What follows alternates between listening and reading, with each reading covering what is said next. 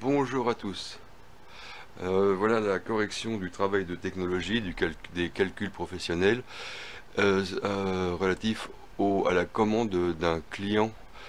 Donc, vous devez honorer une commande que le client viendra chercher le mardi 9 février 2021 à 8 heures du matin. Il vous est demandé 50 baguettes de pain blanc courant, 20 croissants beurre, sachant que la baguette est à 300 grammes de pâte crue, le croissant à 60 grammes de pâte crue. En vous aidant de vos recettes et de vos documents, réalisez d'abord votre organigramme de travail sur ces deux produits. Libre à vous de vous organiser comme vous voulez. Donc en premier, orga. Ensuite, calculez les quantités de matières premières à commander pour honorer votre commande. 2. Calcul MP. Et bon de commande. Bon de commande. Ensuite, calculez le prix de revient de la production.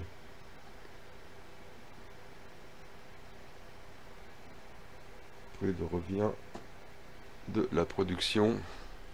Et en quatrième, le bénéfice. Le bénéfice brut évidemment, parce qu'on ne va pas parler des charges du personnel, de la location, des énergies, et tout un tas de trucs. Donc c'est pour faire simplement un bénéfice brut. Donc première chose, l'organigramme. Alors dans l'organigramme, qu'est-ce qu'on y retrouve? Est-ce qu'on y voit assez clair? Je vais rapprocher un petit peu ça. Donc dans l'organigramme,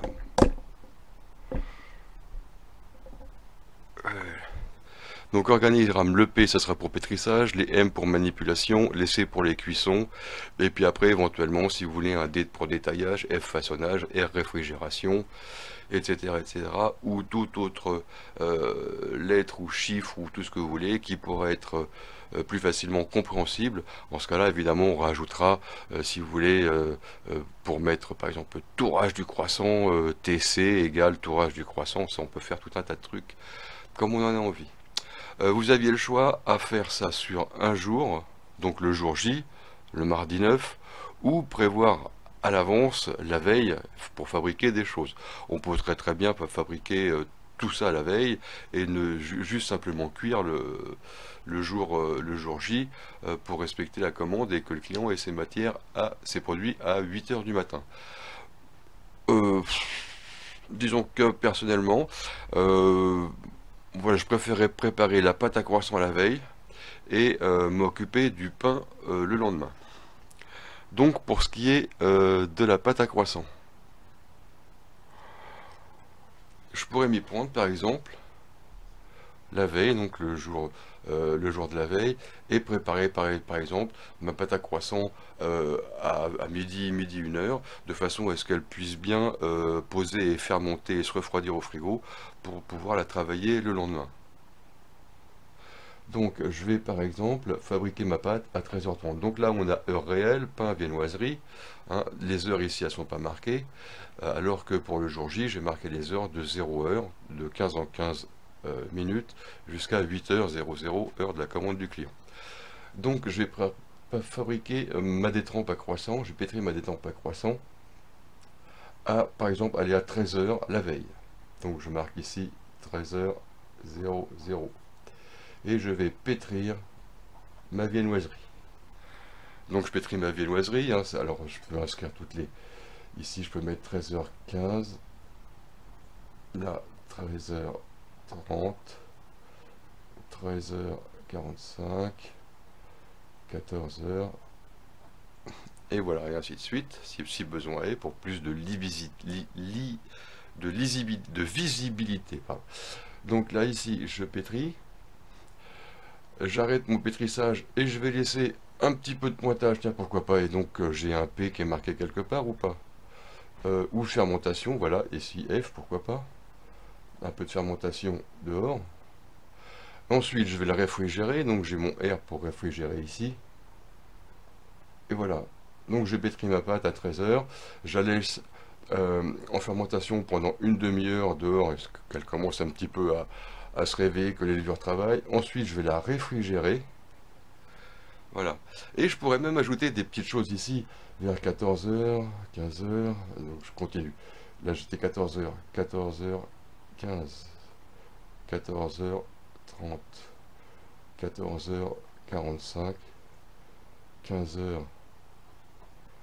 Ici je pourrais éventuellement dégazer ma pâte, parce que là ma pâte elle est au frigo, elle risque peut-être de pousser un petit peu trop, donc je pourrais peut-être dégazer, et ou je le marque ou je le marque pas, ou je le fais ou je... Voilà, mais moi j'ai envie, alors je marque, j'ai rajouté DEG pour dégazer, et je vais mettre là ici dégazer ma pâte, comme ça à 15h je la tape, hein. C'est juste, c'est pas un rabat, surtout pas, c'est juste dégazer, on tape sur la pâte pour enlever les bulles et ne pas risquer un excès de fermentation au frigo jusqu'au lendemain.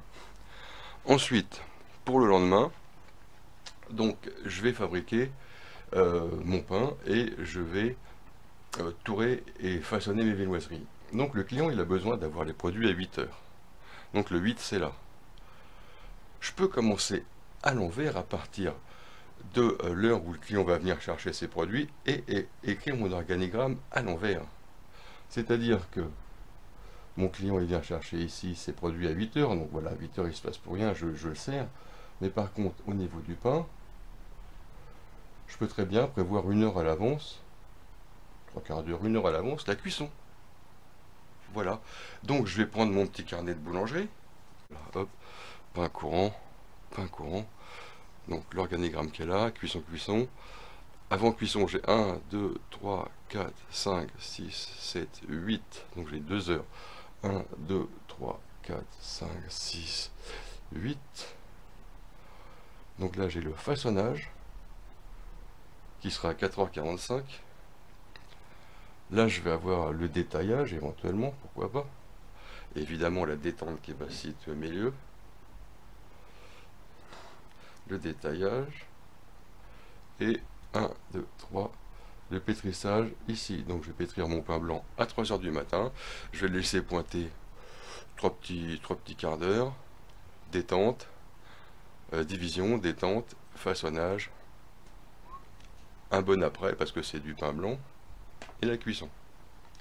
Pour mon croissant, je vais faire la même chose. Je vais le cuire à peu près ici aussi. Voilà, voilà. Donc je sais que pour le croissant, il va me falloir 1 heure, 1 heure d'après. Donc voilà, un quart d'heure, un quart d'heure, un quart d'heure, un quart d'heure, 1 heure d'après. Donc là, je vais façonner ici mon croissant.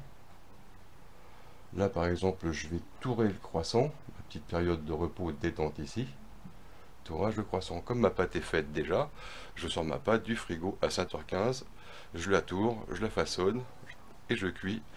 Et mon organigramme est terminé. Donc mon organigramme est terminé. Je vais pouvoir l'enlever et passer au calcul de ma matière première. Donc là, j'ai besoin de ma calculatrice. Et je vais faire mes calculs suivants. 50 baguettes à 330 grammes. Donc la première chose, évidemment, c'est de tout passer en kilos, hein. Là, je l'ai fait directement ici sur la feuille. Donc je suis passé de 330 grammes à 0,330 kg. 50 baguettes, 50 multiplié. 50 baguettes multipliées par 0,330 égale 116,5 kg.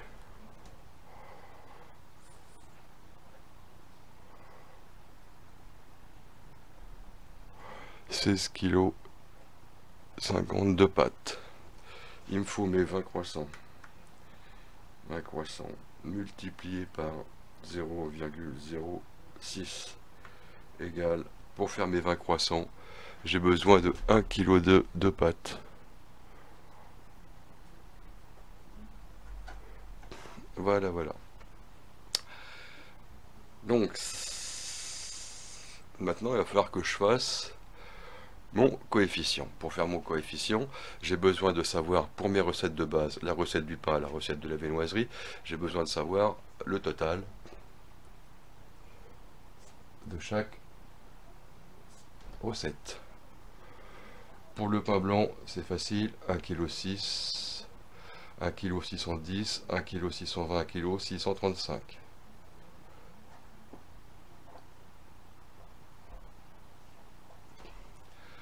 Pour ma viennoiserie, je vais le calculer avec la calculette, en faisant bien attention évidemment à, si j'ai besoin, je peux le faire, 1 kg, 0,12 de sucre, 0,025, 0,050, 0,550 et 0,550. Je ramène tout au kilo pour être sûr de ne pas faire d'erreur. Et maintenant, j'ai calculé ça avec la calculatrice. 1 plus 0,12 plus 0,025 plus 0,05 plus 0,550 plus 0,5. Je me suis trompé là, ici c'est pas 5,50, c'est 0. Hop. Donc je me suis pas trompé dans mon calcul, ce qui fait un total de 2 kg 245. Voilà. Vu qu'il s'agit quand même d'un calcul un petit peu complexe et que je suis pas quand même très sûr de moi, surtout en le faisant de cette façon-là, je vais recommencer mes calculs. Je peux recommencer mon calcul en partant d'1 kilo, je peux recommencer mon calcul en partant d'en dessous. Pourquoi pas? Dans le sens inverse. Mais je vais refaire une deuxième fois mon calcul pour être sûr et certain que je ne me suis pas trompé. Donc 1 plus 0,12 plus 0,25 plus 0,05 plus 5,5 plus 0,5 égale 2 kg 245.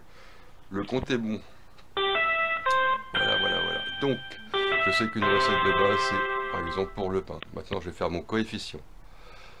Ma recette de base est 1,635.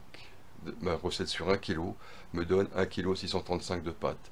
J'ai besoin, en pain, de 16 kg. Donc, je vais diviser 16,50 kg par 1 kg 635 et ça va me donner mon coef multiplicateur. Je fais le calcul. 16,5 divisé par 1 kg point 635 égale. Alors j'ai un chiffre à ressort. J'ai 10,0917 gna. Donc mon 10 mon 10,09 et des bananes va devenir 10,1 hein, de 10,09 000 de 0,9 je vais passer à 10. Donc je vais le marquer en bas pour plus de compréhension. 10 parce que le coef c'est toujours au-dessus. 10,09 1 7 43, il y en a sûrement encore d'autres après. Tout ça, ça va passer 0,9 ça va passer à 10,1. Voilà. Le 0,9 il va monter d'un cran et de 0,9 je passe à 0,1 ou 0,10. Voilà. Donc mon coefficient pour le pain sera de 10,1. Soit tous les éléments de cette recette, la recette là, je vais tous les multiplier par 10,1. Je vais monter la caméra. Tous ces éléments, je vais tous les multiplier par 10,1. Soit la farine 10,1, soit l'eau, la levure et le sel.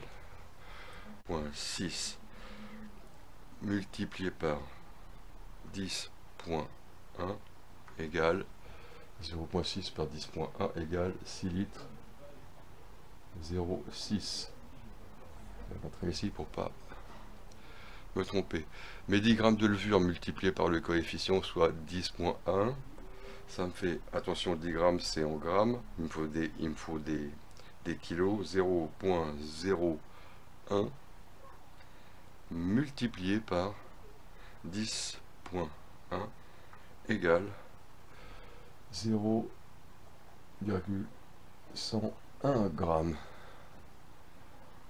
de levure, que je vais arrondir à 100 aussi, mais bon, je vais laisser 100, hein, tant pis, parce que, et 25 grammes de sel, soit 0,0250 kg, multiplié par mon coefficient de 10,1, et ça me donne 0,2525. Donc là, 0,2525, ça veut devenir 0,26.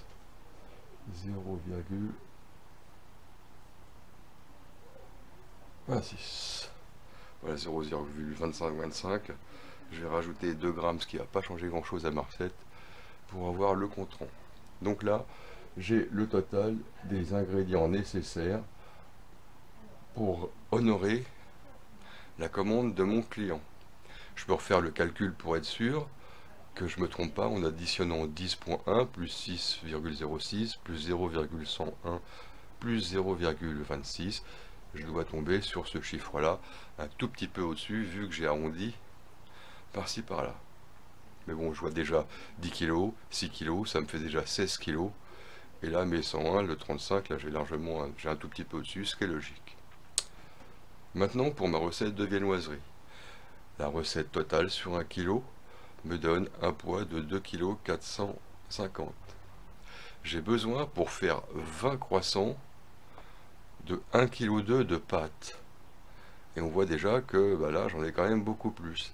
C'est pas grave, je vais faire une division, la même, la quantité dont j'ai besoin, c'est-à-dire 1,2 kg, ça c'est ce que j'ai besoin, toujours parce que je commence par ce que j'ai besoin, divisé par le poids de la recette, 2,245.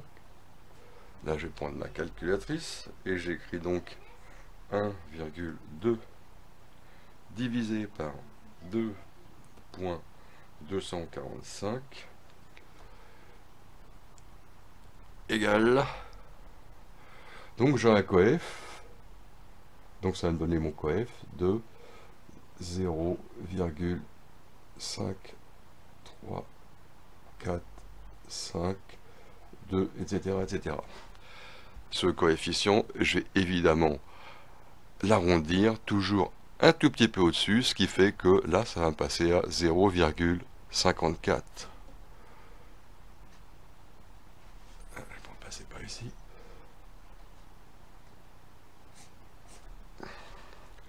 Mon coefficient est donc de 0,54. Pour connaître maintenant les ingrédients, il va falloir que je multiplie tous ces chiffres-là par 0,54. Ce qui va me donner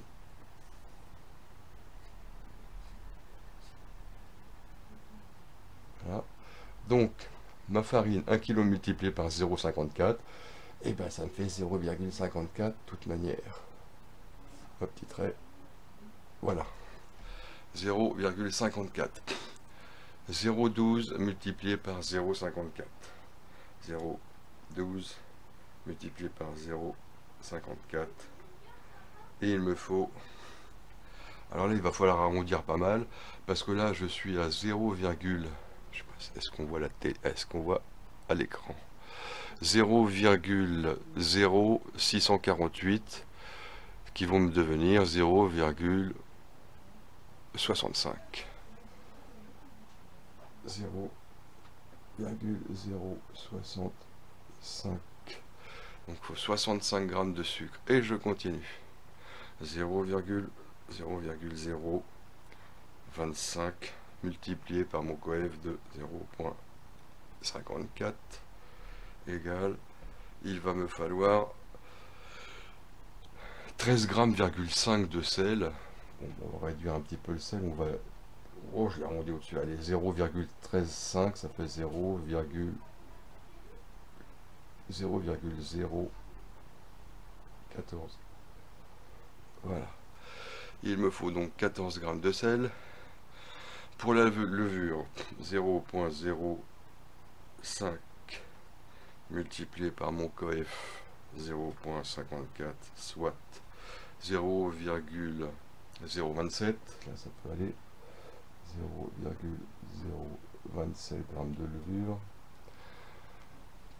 Pour le lait que je mette dans mon croissant, il me faut donc faire le calcul 0,55, mon lait, multiplié par le coef 0,54, ce qui me donne 0,297, ça va devenir 0,3. 0,297, donc qui me fait 0,300, aussi bien.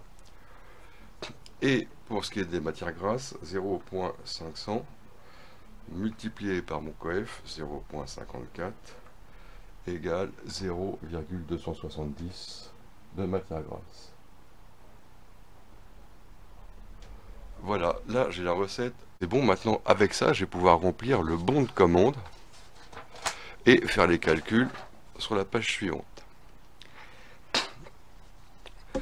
Donc maintenant, je vais faire le calcul de toute la farine dont j'ai besoin. Ici, il me faut 1 kg, il me faut 10 kg 100, et là, il me faut 540 grammes. Je vais additionner tous ces chiffres-là, ce qui me donne 10 kg 640 de farine. Quantité nécessaire pour la commande du client, 10 kg 640. Je recommence, pour faire ce calcul-là, c'est simple. J'ai pris la totalité de poids de farine dont j'ai besoin pour faire le pain. J'ai pris la totalité du poids de farine dont j'ai besoin pour faire le croissant de mon client. 10 kg 1 et 0,54 kg. Au total, ça me donne ce chiffre-là. Je vais faire à part les calculs et je vais venir les inscrire tous à la suite pour remplir mon tableau.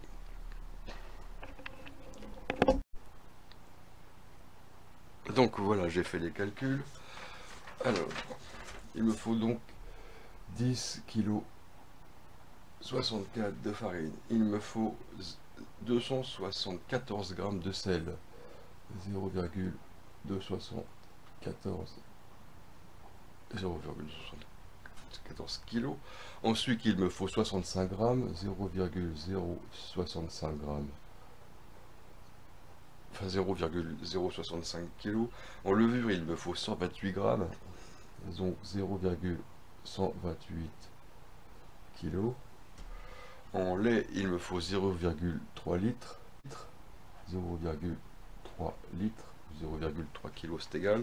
Et en beurre de tourrage, il me faut 270 grammes, 0,270 kg.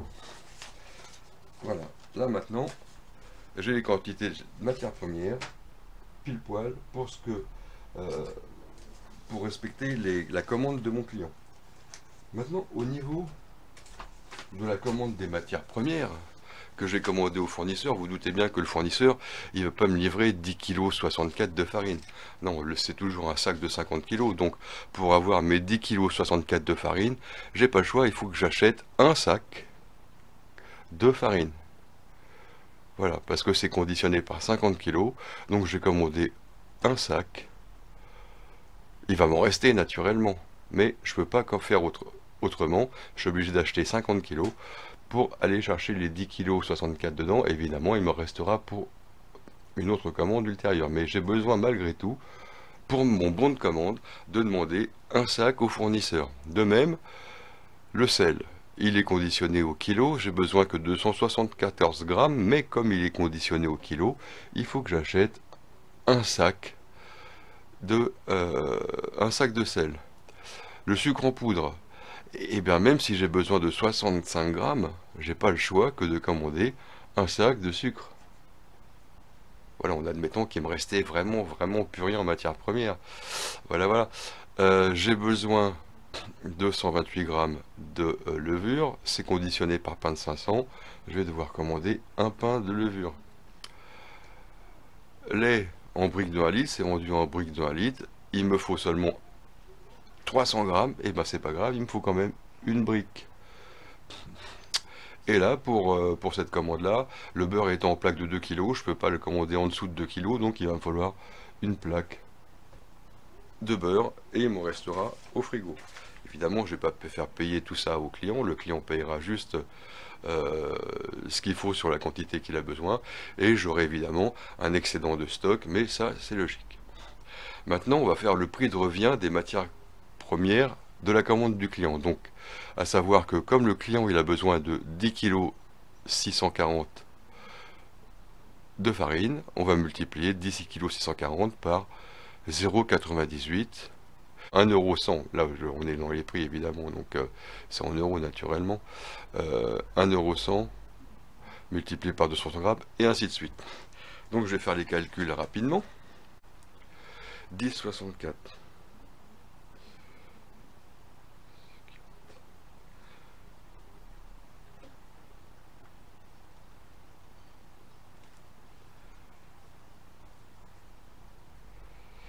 Et évidemment, je vais arrondir un tout petit peu. 10,43.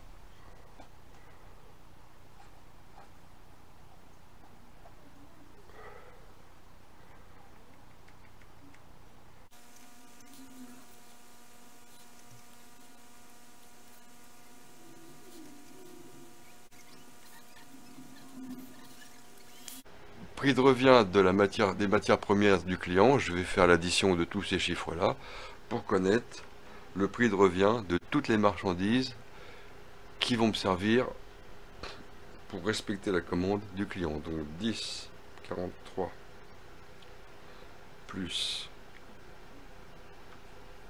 0,31 plus 0,06 plus 0,98 plus 0,32 plus 2,37 égale 14,47 €.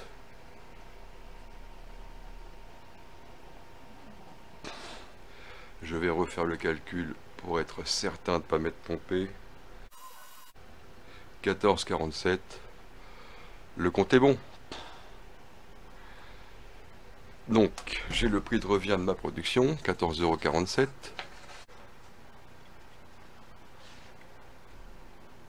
Maintenant, dernière question.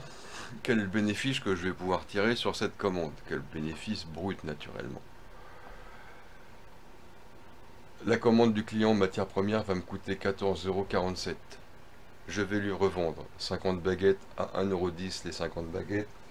Donc, je vais prendre ma calculette et je vais remultiplier 50 baguettes multiplié par 1,10 €, ce qui me donne 55 €.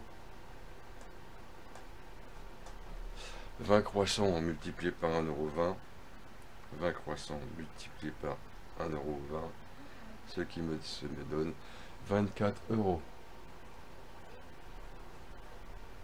Le total de tout ça, 24 plus 55 égale 79 €.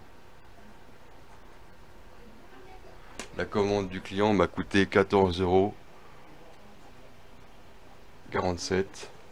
J'ai simplement à faire la soustraction 79 moins 14,47. 14,47 moins 19. Ce qui me donne un bénéfice de 64,53 €.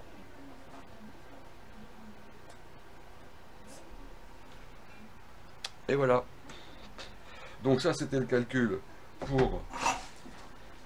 C'était le calcul pour la recette de 50 baguettes et de 20 croissants.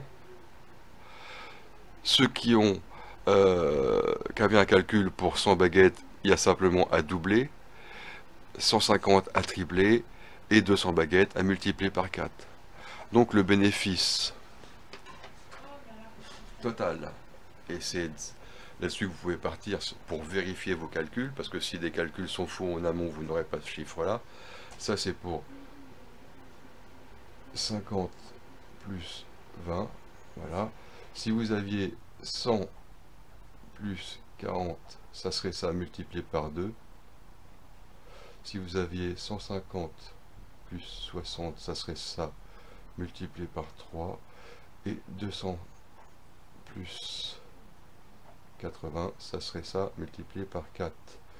Donc, si vous aviez 100 baguettes et 40 croissants, ça serait 64,53 multiplié par 2. Je vais faire le calcul. 6, 4, 5, 3 multiplié par 2. Soit un bénéfice de 129,06 €. Si vous aviez 150 baguettes et 60 croissants, ça nous ferait 64, 53 multiplié par 3, soit un bénéfice de 193,59 €.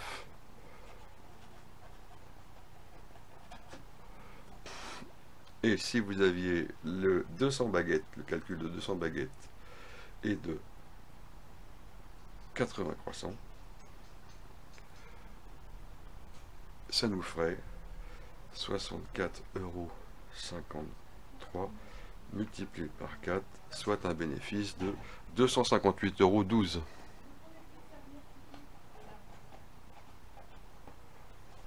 Et voilà, c'était le calcul.